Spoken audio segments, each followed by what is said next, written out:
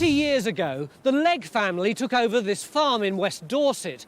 Almost immediately, they discovered that one end of this field was difficult to plough, and they put it down to the stony soil. But then, earlier this year, Roman finds started to crop up all over the field. Roof tile, pottery, Roman coins, brooches. What's going on? The Leggs are itching to know. Is there a Roman building here that could account for their broken ploughs? Time Team's got just 3 days to find out and let them know. Geophiz have been at it since dawn. We're also metal detecting and walking the field.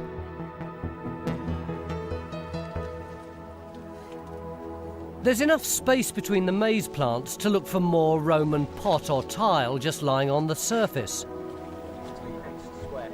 If finds are clustering, we can investigate the hotspots. But the truth is, we're sticking in a trench on a broad scatter of metal detectorist finds and outside the Geophiz survey area. I wonder if our spectators have got any idea of how close to disaster we are. So what we do then is we'll strip a bit of an area rather than just going straight down. That's right. Strip an area and then try it. In case there's still stuff in the topsoil. All right, we'll do that. Is that a bit of a figure there? Well, that could be, couldn't it? Our Roman double act, Guy and Richard, have been looking at what kind of Roman coins have been found to see if the dates and values give us any clues as to why they were here. Do we reckon we know what we've got now? Yep, quite a few coins. Yes, I know we've got coins. Even I know we've got coins. What kind of date?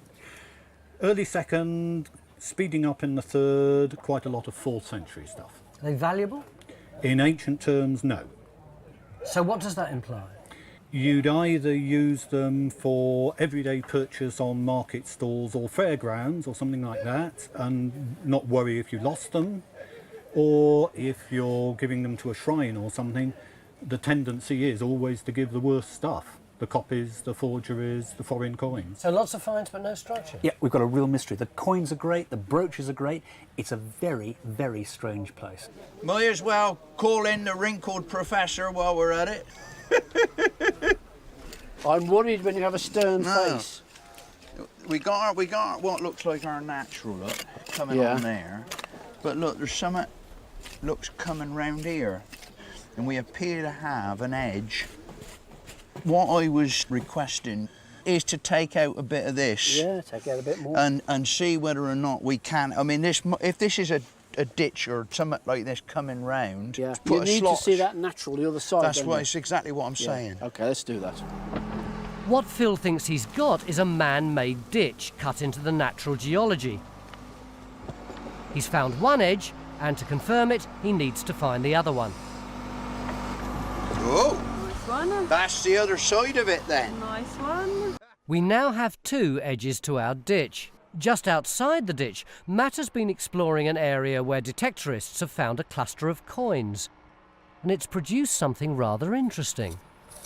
Matt, you see I've got this kind of black circle thing here. Yeah.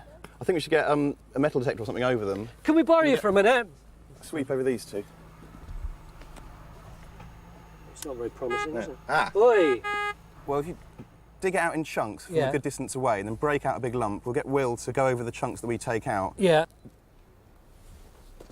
Spread it out a bit. Ah, I see. So it's in there somewhere. So now if we just split it up into 2 or 3, Yeah. and then Will can go over each bit. So let's spread that out a bit. Ah, Hey! there you go. A Look at find, that. a find. Oh, beautiful. Absolutely A excellent. find. Mark! Come and have a look at this, mate. Got another one. Oh, yes. Can you tell anything about that, or does it need to be cleaned up? Well, it's going to be either late 3rd or 4th century AD. How do you know the that? size and thickness alone, that's enough to give a good indication. So what are all these Roman coins doing in a prehistoric site? The answer is not in Roger's mysterious shadowy square. Bridget has found only geology, so his bolts must have been sheared by plain old rocks. Even though everyone's bottling up their feelings, it's been a tense and frustrating day for the archaeologists. Nerves are beginning to fray, particularly when one of the crew steps into Phil's newly cleaned trench. David! Sorry, sir.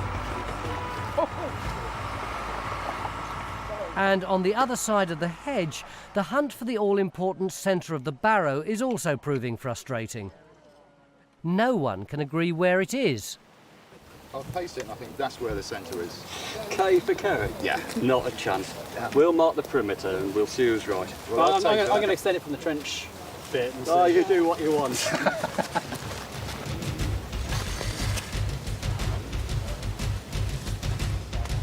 tell you when the middle is, Kerry. It is... There. Right, just get the tape. You can stand there, you know.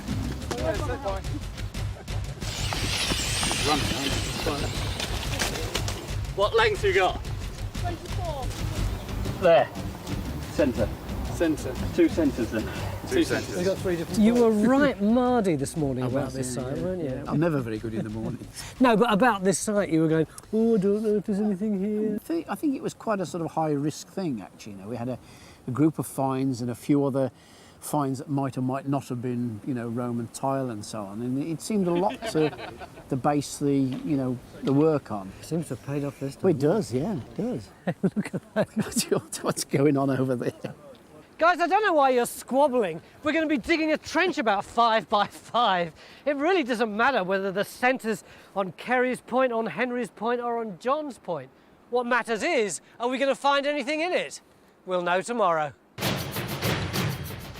Beginning of day 2, yesterday we found this beautiful Bronze Age ditch, which the archaeologists are saying ought to be part of a burial mound. So yesterday evening we projected where the rest of the curve of the ditch should be so that we could excavate the centre of it and hopefully find the burial. But this being time team, there's a fly in the ointment. Mick, come here, what's the problem?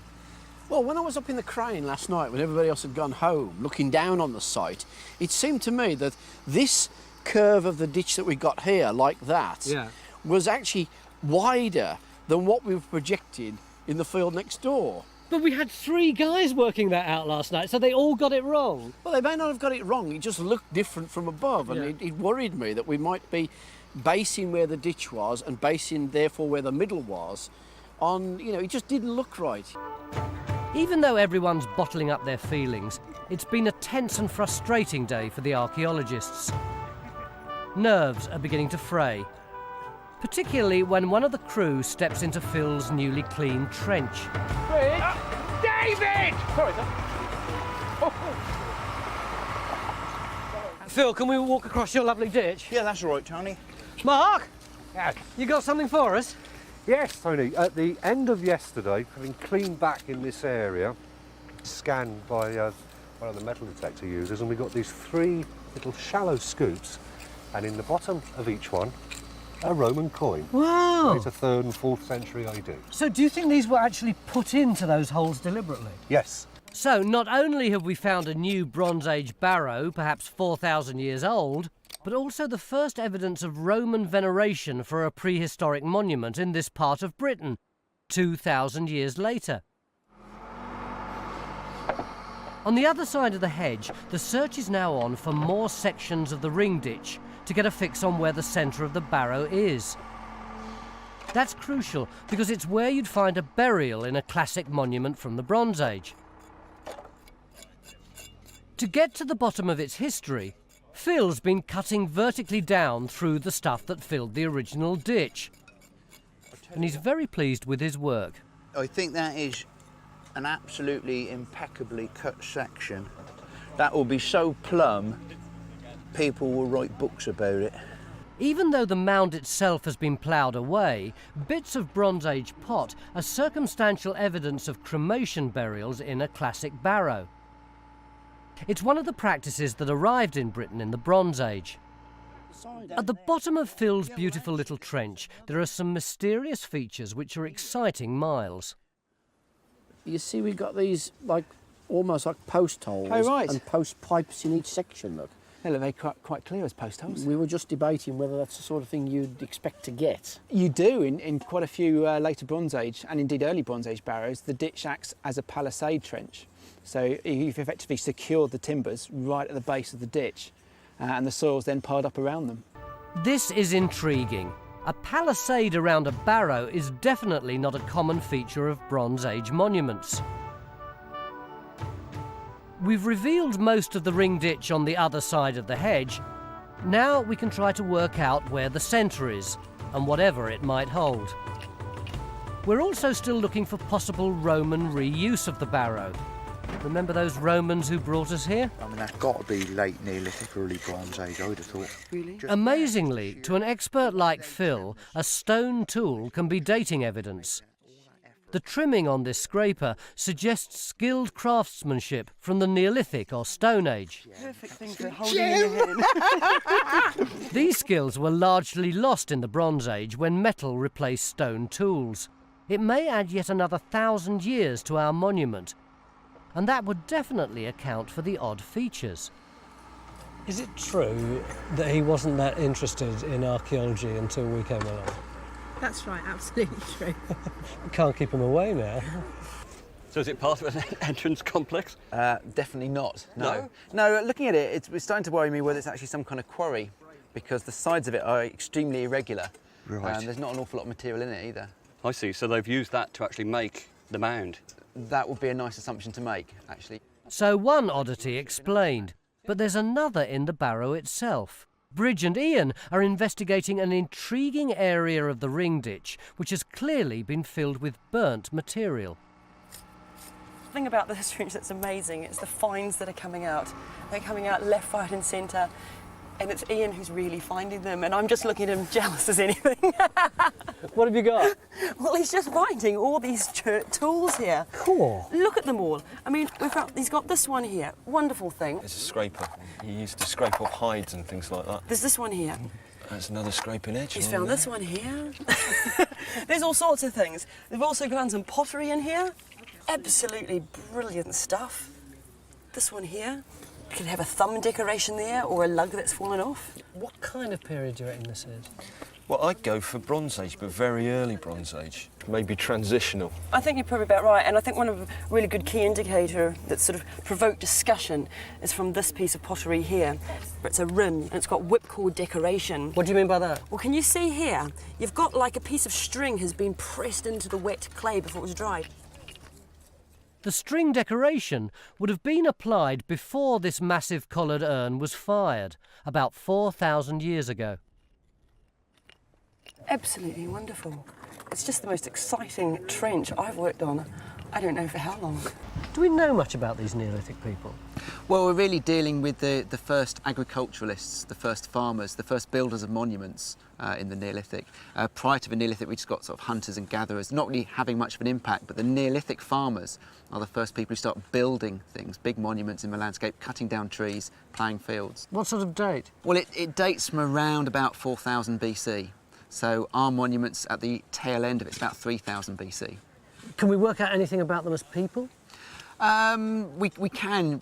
Actually finding the skeletal evidence is often quite rare. We find bits of bodies, but we don't find complete individuals. And that might be what our monument is. It might be a place where bodies are left to decompose and then selected pieces are taken away for burial elsewhere. Do you find many monuments like this around here? Not around here, no. So this is actually quite rare. It fills in a nice gap in our Neolithic map. We appear to have lurched more than 3,000 years back in time since we arrived at the site. Poor old Victor has been struggling to keep up with this archaeological mystery tour. It's not that long since he rubbed out the Romans. Right, Oh, wow. wow. Hello, Victor. Well, that's a lovely drawing of a Bronze Age round mound. We've got a bit of bad news, though, I'm afraid. No. Material that's coming up now looks Neolithic. So I think we've added about 1,000 years onto the date of the mound. Redrawing is in order then? Yes, redesign, I'm afraid. And as far as the activity is concerned, what would they be? Well, that is the $6 million question, really. What is going on inside? Our evidence for a number of these sites is you get bits of human remains in the ditch. Right. And one suggestion is this is an exposure burial site where bodies decompose probably not the sort of the nicest of pictures to do, but possibly Yeah. bodies decomposing in the centre and bits rolling off into the ditches. Wow. Stuart's come up with yet another piece of evidence that supports Miles's theory that this may be a Neolithic site. It's all to do with the visibility of the site from the surrounding countryside. This landscape has just thrown some real surprises in here. This model here shows, the green shows the high ground, and the other colours show the low ground, where the monument can't be seen. It's there. So essentially, you can see it when you're somewhere away, but when you're near, it's invisible. That's a very Neolithic thing to do, to get seclusion. You're not wanting to show off to the landscape, you're actually wanting sort of privacy around it, and our site has got that quality. If you look where the rivers are, here, we've put the rivers on this 3D view of the site there. It's like in the middle of the circle of all those rivers, isn't it? It is, and it's actually sitting right in that triangle of them. Again, typical Neolithic thing, putting monuments close to watersheds and sources of rivers. This site has produced one of the biggest range of finds we've ever seen on Time Team. From 5,000-year-old Neolithic chert tools to 500-year-old medieval coins, there's something from every period. And together they've unlocked the secrets of this site. We came here looking for a Roman temple and instead found what we thought was a classic Bronze Age barrow. But it's now clear that our thing began its life in the Neolithic about 5,000 years ago, as an enclosure ringed by a ditch and quite possibly by a palisade which was later burnt. Time Team is 100% independent and funded by our incredible fans. Joining Patreon gives you access to exclusive interviews, 3D models, masterclasses and more. Please join us on this exciting journey. We need more support to make more episodes. 2 years ago, a couple of local archaeologists stumbled on this, a vast undiscovered earthwork hidden here in these Herefordshire woods. But they got really excited when they discovered this aerial photo, which appears to show a large curve here in the snow, which is in this field adjacent to the forest. And they wondered if the bank and ditch there might be linked to the curve here, except the two features are 500 metres apart. If they're at opposing ends of one big structure encircling this entire hilltop, then the archaeologists believe they found one of the largest Iron Age monuments in all Britain. Dinmore Hill is a vast promontory flanked by escarpments to the north and south and surrounded on three sides by the wonderfully named River Lug. And it's the setting for a curious puzzle. But the thing is, hill fort means almost anything. It could be about soldiers, it could be a communal centre, it could be a village, it could even be a large cattle corral. But of course that begs the question, is it Iron Age? Well, exactly. And that's the other thing, Tony. I mean, some of these hilltop enclosures could be up to 6,000 years old. Keith, what other information have we got about this site? Has any other archaeology been done? None.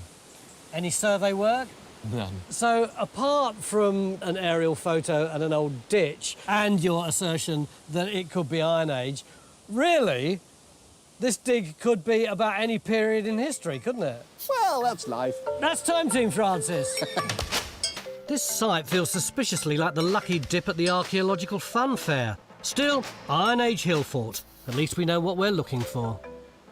The purpose of hill forts is the subject of heated debate, but they do at least all have one or two things in common. A set of vast earthworks in one continuous circuit, usually with a couple of entrances and some houses or storerooms inside. So if we've got one here, it shouldn't be hard to miss. Except this site is more than 40 acres. It's huge. We've got our work cut out just surveying it, which is why John's recruited a small army of geophysics boffins to lend a hand. And there's no hanging about down at the other end of the site either. It's not even 10:30, and we already seem to be opening our first trench. I haven't even finished my tea yet. So what I plan to do is go down a little bit further, see if it's looking ditch-like, right? and then I'll double up the width and we'll go back about 40 metres. 40 metres? Well, there are basically two things we've got to discover, Tony. We've got to get the ditch, and then we want to go on the inside, because I want to get the very inside of the hill fort, if that's what it is. We're looking for the big ditch and bank we saw on Keith's aerial photo. And as always, we need finds. Pottery, bone, metalwork, anything that might tell us what this was and when it was built. Is that going to be the back of the rampart? Yeah, it looks like a rear revetment wall, possibly. The stone underneath there. We found the first tantalising signs of how this huge bank was constructed. That's nice, isn't it, laid in there? It's classic. This could be really well built. Look at There's that. another one there. Yeah. But this would be an indicator that it might be an Iron Age construction. Not only that, it could be an indicator that this is an entrance. Wow, Matt, so it was all colluvium. It all, yes, hidden underneath this. Yeah. There's your ditch. There it is, look. There's the, well, you can see there's the grey natural there. There's the line of the edge of the ditch, and then there's the fill of the ditch, the kind of blue-grey silt. Perfect. Better still, our environmental expert, Mike Allen, has got an intriguing find. Oh, look at that. That's oak, isn't it? Yeah, this is oak, and the auguring did show that we might have waterlogging at the bottom of this ditch, and indeed we have. And this is, as you quite rightly say, it's probably oak, but it's also probably a stake, so a wooden stake driven into the ground, and it's now fallen into the ditch. This is more like it. We've found the giant ditch we saw on Keith's aerial photo.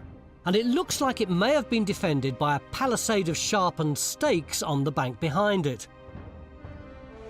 The archaeology in the woods is beginning to look pretty spectacular too.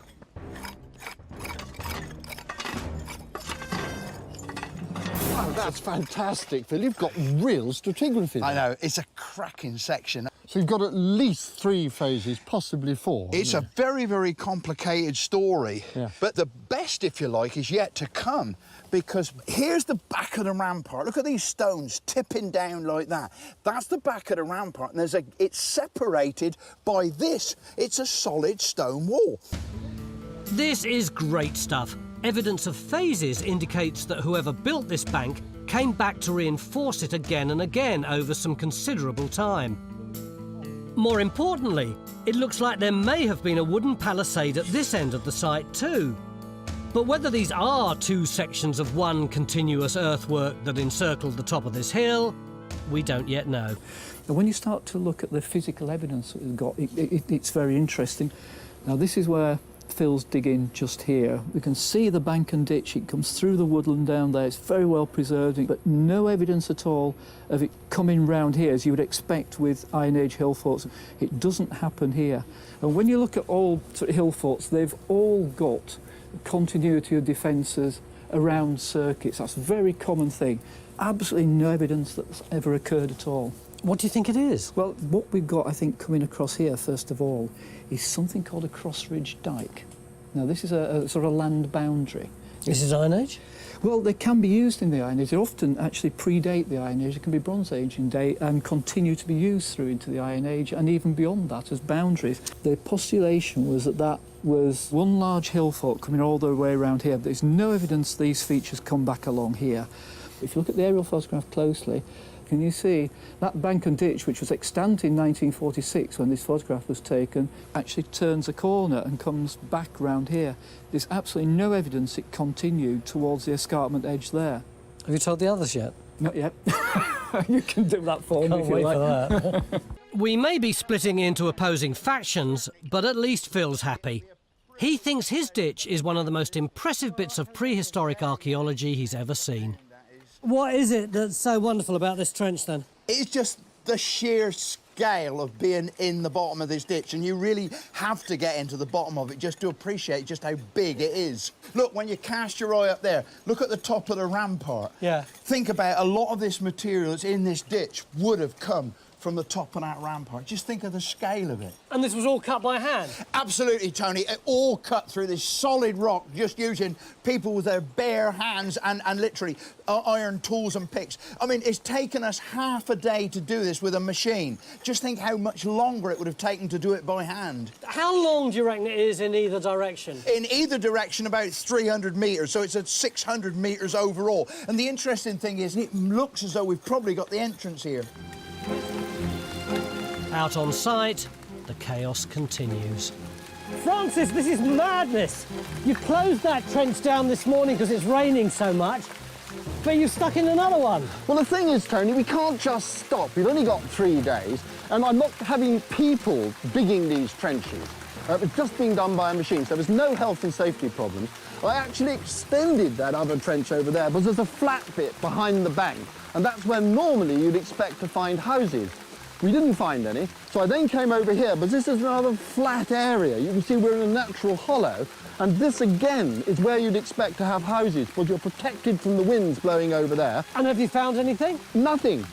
Absolutely not a sausage. So are you going to keep on digging more trenches, or are you going to stop and think now? I'm going to stop and think and have a bath, I think.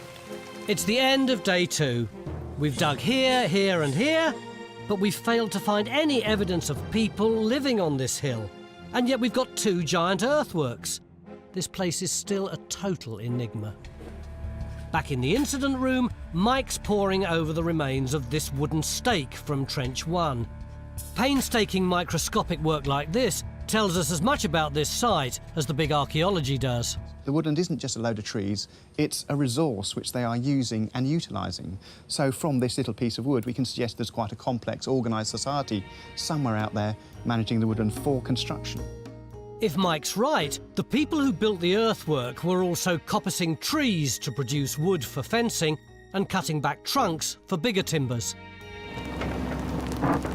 Back on site, there's no sign that the earthwork continued through our new trench.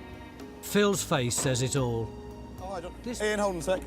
Well, I think we're just getting to the top of the natural there. Can you see the grey? Can you show me exactly where we are, then? We've put the trench in what we think is the break, the entrance here. This has to be a ditch. Whether it's Iron Age or not, that's up to you.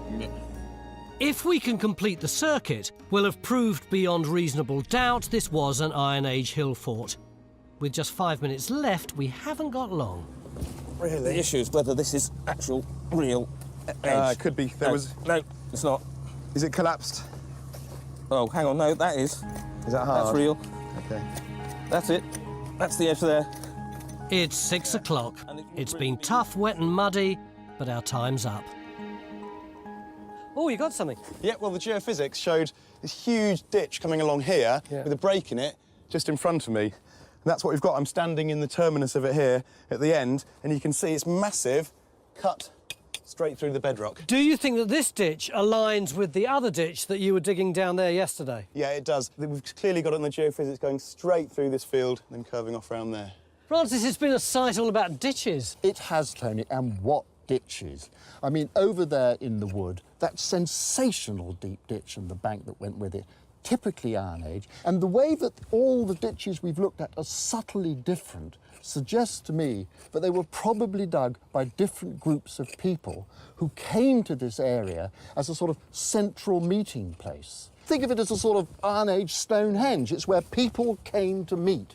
At last, we've got confirmation of a single giant earthwork. But this was no ordinary hill fort. A radiocarbon date from our final trench indicates that its earliest phase was built 3,000 years ago in the late Bronze Age. So although Stuart's vision of a cross-ridge dike wasn't right, his instincts were spot on. We think the western section was reinforced 1,000 years later in the Iron Age to form a grand entrance, the gateway into a giant assembly area where surrounding communities gathered to perform religious rites and celebrate seasonal festivals. Time Team is 100% independent and funded by our incredible fans. Want us to make more episodes? Joining Patreon gives you access to exclusive interviews, 3D models, masterclasses and more. And you get to have your say in the process as we develop new sites. A few years ago, some geophys was done over some crop marks in that field up there, and it produced some of the most tantalising results that we've seen for years. Not only that, but a metal detectorist has found a tiny bit of Bronze Age gold up there, and lots of pottery has come up, including this 5th century piece. But this is Cornwall, this is Turkish, and this tiny little bit, believe it or not, is African. So what on earth's going on here? Well, evidence has been found suggesting ancient mariners plied these waters thousands of years ago, bringing in from overseas exotic goods such as wine, silk and papyrus, and taking away local tin and copper. So is there the remotest chance that this is the shadow of an early trading site, the like of which we've never seen on Time Team before?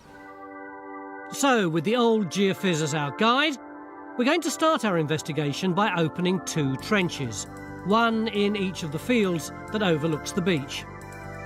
In the lower field, nearest the cove, Matt and Rakshar are putting a trench in over a large geophys anomaly, which doesn't much look like the traditional roundhouses in the other field. Could it be because the archaeology here, as Mick suspects, was linked to ancient trade? Whereas over in the upper field, Phil's investigating what could be an Iron Age roundhouse that wouldn't normally be associated with the types of finds previously discovered on this site. Finds that include pieces of Bronze Age axe, Roman coins, and of course the intriguing exotic 5th and 6th century pottery from overseas. In fact, we could be looking at 1,000 years of activity. But unfortunately, most of this material has been found lying about on the ground, and that means the archaeologists can't use it to date anything here. One thing that fascinates me about this geophys is that they seem to have really thick walls around these houses. What I think you've got is an outer stone face, a core of rubbish midden material, and then another inner stone core. So it's a composite wall. Does cavity rubbish insulation make any sense to you, Francis? Well, sort of sense, Tony, yeah. I think the main thing is you've got structure. You may have finds actually on the floor in the central hearths, but what that geophys tells me is that those houses are very undisturbed. Well, we've dug prehistoric roundhouses before on Time Team, and circles like this do suggest the remains of a mud or stone house roofed with thatch or turf. It might also be surrounded by a ditch to drain away the rainwater, while inside there's normally a hearth for the family fire. But although archaeologically they're fairly easy to uncover, it's much more difficult to date a prehistoric house. What you need are finds. This is a Roman coin, which is nice to see because several others have been found in the field by the metal detectorists. Why do you say that's Roman? From its shape, it's been hammered by using a hand hammer, and also I can probably go even a bit further. Go on. And say that it's most likely from the Emperor Hadrian, who was around about the 2nd century AD. So confident, and in front of a television camera. That's experience. Look at that. How many of you could tell that that was a coin of the Emperor Hadrian? So our first piece of dating material puts Matt's trench firmly into the Roman period, possibly centuries after our potential prehistoric settlement in the other field. That is, if we can find it, because at the moment all we've got in Phil's trench are a series of strange stone features. John is simply bemused and confused. Well, I mean, you've definitely got a good edge swinging round there. Back in the lower field, Matt's on a roll. Pottery, prehistoric.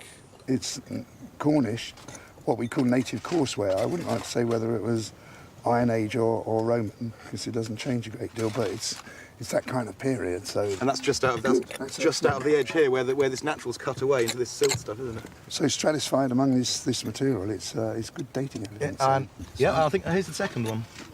That's a rim. There you go. Yeah, it looks like the base of a straight-sided jar. Again, native courseware, and look at the state of the pot. It's obviously been used for cooking. Yeah, really burnt. So that's great.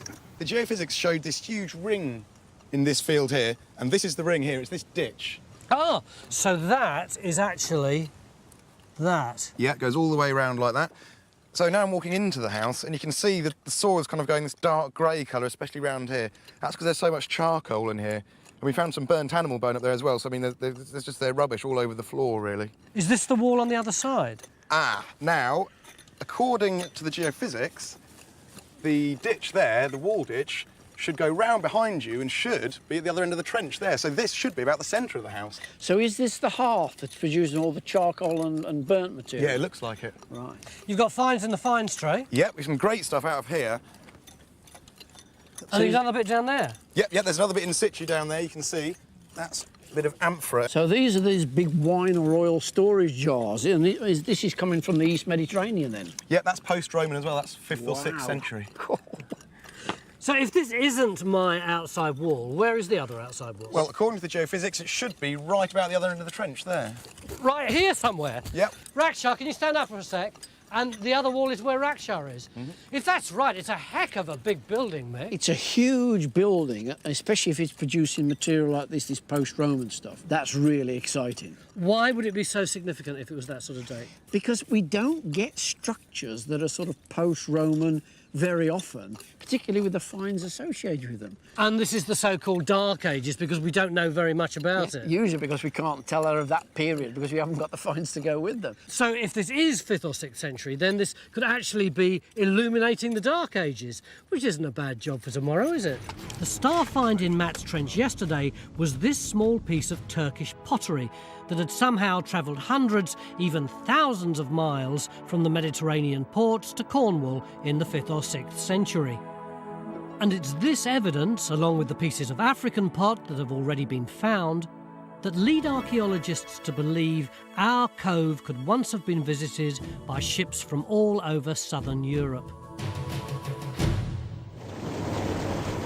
The problem for me is it seems an odd place to put a harbour. This is the modern map, and our site is just in there. And you can see immediately how sheltered it is round the back of this headland here. You've got the full force of the Atlantic coming up here, but if you come round here, it's perfectly sheltered. This green area is all sands, which you wouldn't really want to bring a boat over. And the main channel of the Camel is out in the middle now, going off down the estuary, down up towards Padstow. If they can tell how deep the channel was in ancient times, then we should be able to work out how big a boat could have sailed here thousands of years ago.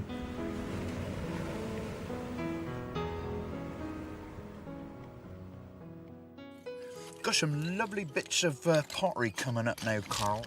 Over in the Iron Age settlement, it looks like Phil's made the breakthrough he's been hoping for. The confusing strips of rock are beginning to reveal a recognisable shape, and there's at last some datable pottery from the trench. Oh, that's fantastic. This is the first distinctive Iron Age sherd I've seen on the site. I can tell that because it's very upright in nature, whereas the Roman ones are much more folded over. Probably sort of late 3rd, early 2nd century BC. So there's absolutely no doubt this could not be into the Roman period? No, this is definitely Iron Age from the upright nature of the rim. I mean, the thing that strikes me is that sherd and the others with it are so big and in such good condition they can only have come from this building. It's not looking really quite as round as it was. It's more rectangular or something. It's not looking quite as round as it was. That is archaeology speak, isn't it? Perhaps not round at all, but more... I mean, it could be rectangular. Right place for a trading post, whereas John Geophyz has put his money on something like a workshop. Either way, if we're lucky, we should get more information about where our ancient traders were from and when they visited. Oh, Oh, look at that. Is that Samian? Well, I think it is, except that it's so badly decayed. Look, all the really bright red has worn off. But look, it's got this sort of spirally pattern going round there and round there. It's very abraded. Well, it is, that is. But at least it's good Roman. But at this stage, it's impossible to tell if a good Roman was actually here. Over in the other field, we have a whole prehistoric village to deal with, and Francis is now looking for signs of the first settlers, possibly from the Bronze Age. Going down in. If Francis does uncover a prehistoric trackway, it could push the date of our site back by another 1,000 years. Now that's the same 5th and 6th century stuff that we had from this trench before. This is really high status stuff. I mean, it would have had wine or olive oil in it. But, I mean, you just don't find this sort of thing on most British sites. And, I mean, to find one really fresh sherd, it hasn't been lying around for long. So that's got straight into the ground. And there's another one directly underneath it. Let's get that bit out as well. Yeah. Oh, yeah. They're from the same pot. What's the betting I can get them to join? I'll get you a drink if you can sort it out. Oh, there you go. Oh, you're fine. You owe me a pint, Matt. Yes, beautiful. I'm glad we've got an experienced archaeologist on this dig. This may be the least convincing pot reconstruction ever, but it's yet more evidence of trade. In this case, oil or wine, coming along this coast in the 5th or 6th century. What about the date? Now, that's a tricky one. We know that this droveway is in a terrace that was ground down by animals' hooves over hundreds of years, probably. So I wouldn't be at all surprised if this droveway didn't begin in the Bronze Age, then go on into the Iron Age when it was formalised by the ditches. So, for all we know, there could be 1,000 years of settlement on this hillside.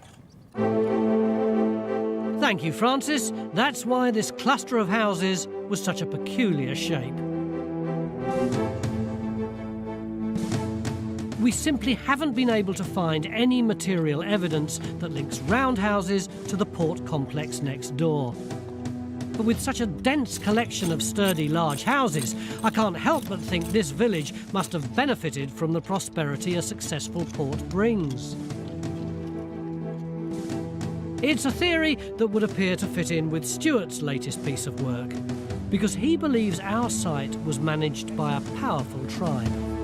You see the headland all the way around here.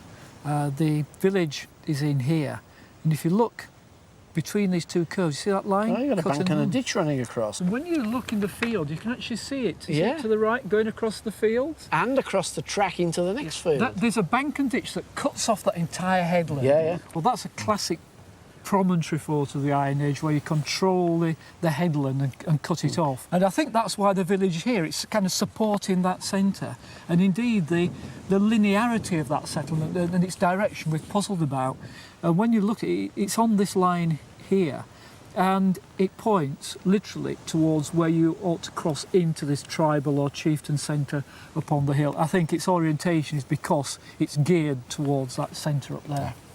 Yeah, but I think it would be a mistake to think that the headland and the political centre up there actually had many people living on it. I think the people were actually living in our settlement over there, and because they're on the best agricultural land, whereas up there they'd have been wind blasted and exposed, and I think these people were supporting the headland.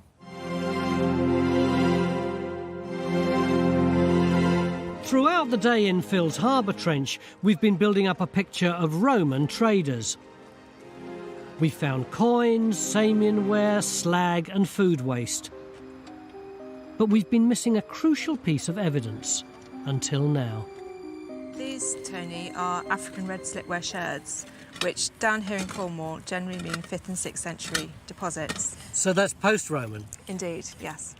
And where were they found? Well, this is the important thing. Those sherds were found in there. In other words, they are well stratified. All the other sherds that we've had of that type of pottery have been in the colluvium, the hill wash, so they're totally unstratified. The stratification for them is good. Now that's digging speak for undisturbed archaeology. And it proves that these Byzantine finds in Phil's Trench are contemporary with Matt's finds next door. Although we didn't find any proof to link our two fields, we now believe the whole site probably evolved over many hundreds of years from a Bronze Age farming community into one of the small but bustling late Iron Age trading centres scattered around the Cornish coast, meeting the demands for local commodities as the Roman Empire expanded. After the Romans disappeared in the 5th century, merchants would have continued to call in occasionally with their exotic goods, until the Byzantine Empire faded several hundred years later.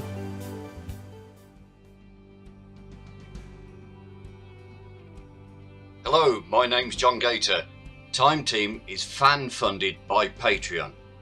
This vital support helps us to make new episodes.